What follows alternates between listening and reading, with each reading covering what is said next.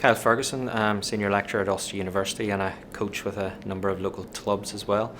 I guess when I use analysis, what I'm looking for is how can we get a difference here? How can we find something that we wouldn't see with the naked eye? So we generally use our own knowledge as a coach to inform what we're looking for. We set a clear purpose of what we're trying to find out, and then we start to tag the game.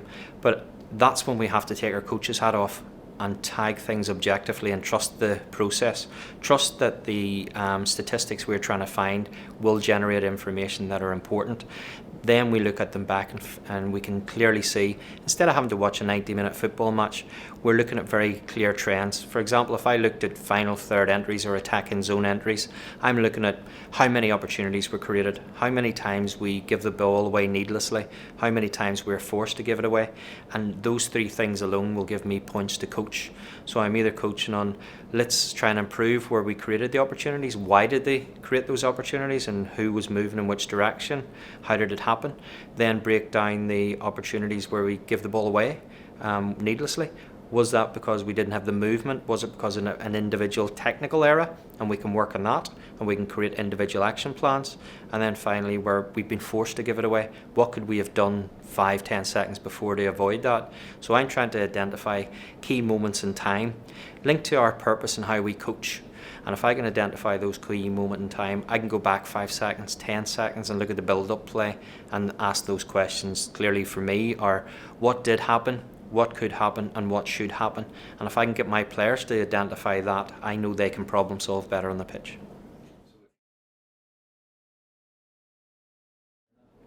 I think it's very important that the players involved from the start, but you also have got to know your players. Some players want all the information possible and they take that in and they really thrive on it. Other players just want to go out and solve problems as they go. So to some extent you are having to treat players differently and it's finding a happy balance. But you can do that very clearly with having group feedback as well as having individual feedback. Being able to break down a game into 2 or 3 key 10-second video clips, send that on a forum like a WhatsApp or whatever your forum is to engage with players. You'll know very clearly who engages with it, who watches it, but I think it's very important to start with those players get to see that in their own environment, on their own mobile phone, as opposed to being in a classroom. As soon as you bring players into a classroom, there's a barrier that goes up. Is there a fear that something's going to show them up? Is there a ego that this is going to be brilliant?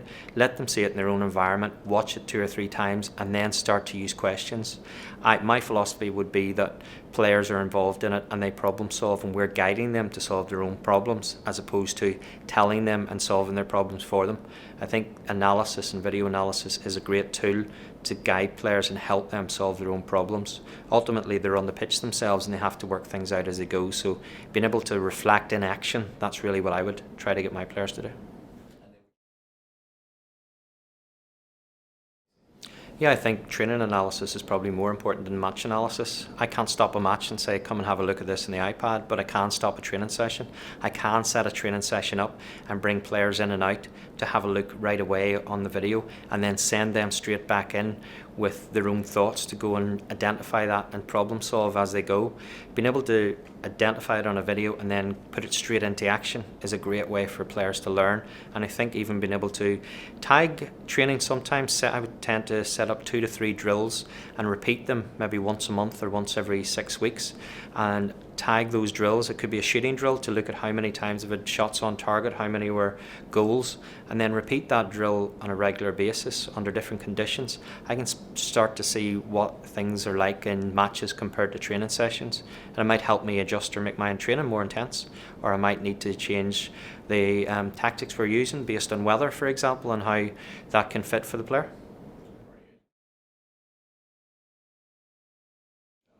I think there's 2 parts to it.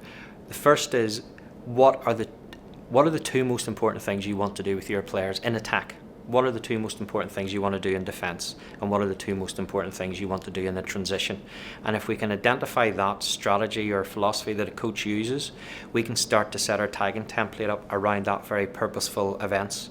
What I then say to the coaches is even take a pen and paper to the dugout and just write down the time something's happened, and we can record that as a coaching point, and we can look at those instances as well. And that means the coach still has their subjective opinion recorded, but very much everything that we're looking at is towards a purpose. If we start off with 2 or 3 key statistics and KPIs, we can then build that later on and layer it. But to start with, we don't want to overwhelm everyone with a data mountain. We want to make sure that this analysis is adding to the coaching process as opposed to taking away from it.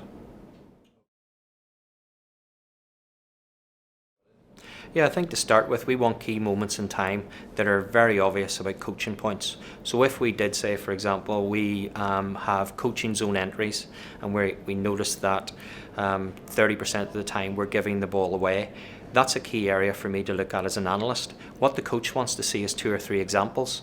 That might be for the whole team or it might be for an individual. Then when we layer the coaching points on top of that, we're saying, well, why is it happening? Is it that the player's body shape is not in the right position or optimal position to open up? Have they scanned behind them?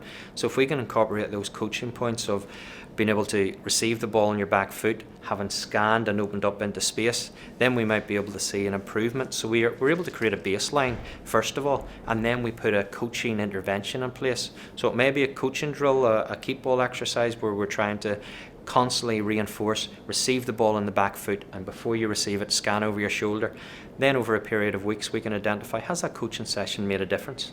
Has that player improved? Has our team overall improved? And has that translated to an improvement in the opportunities we create in the final third?